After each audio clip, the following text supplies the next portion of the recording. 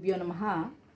ఈరోజు గీతా జయంతి. గీతా జయంతి అంటే భగవద్గీత పుట్టినటువంటి రోజు.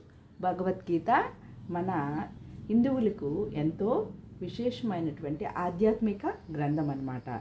సమస్త జనుల కర్తవ్యాన్ని బోధించి కార్యోన్ముఖులను చేయగల శక్తివంతమైన గ్రంథం శ్రీమద్ భగవద్గీత. వేదముల సారము, ఉపనిషత్తుల సారము భగవద్గీత. బోధించినది పురుషోత్తముడు అవతారమూర్తి, వినునది నరోత్తముడు అధికారమూర్తి.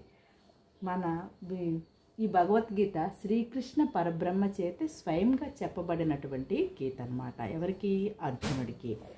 ఈ భగవద్గీత ఎంతో విశేషమైనటువంటిది అన్నమాట.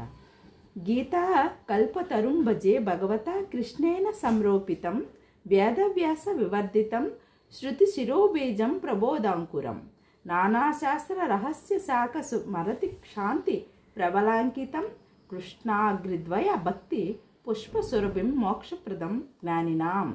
భగవద్గీత అను కల్పతరువును నేను భజించుచున్నాను. అది శ్రీకృష్ణ పరమాత్మని చేత నాటబడి వేదవ్యాసుని చేత పెంచబడినది. ఉపనిషత్తులే దాని బీజము, ఆత్మ ప్రబోధమే దాని మొలక, నానా శాస్త్రముల యొక్క రహస్యములే దాని శాఖలు, ఓర్పు సహనం వంటి సద్గుణములే వాని పల్లవములు. శ్రీకృష్ణ పాద పద్మముల ఎడల భక్తియే సుమగంధము. జ్ఞానులకు మోక్షమునిచ్చినది అదే భగవద్గీత.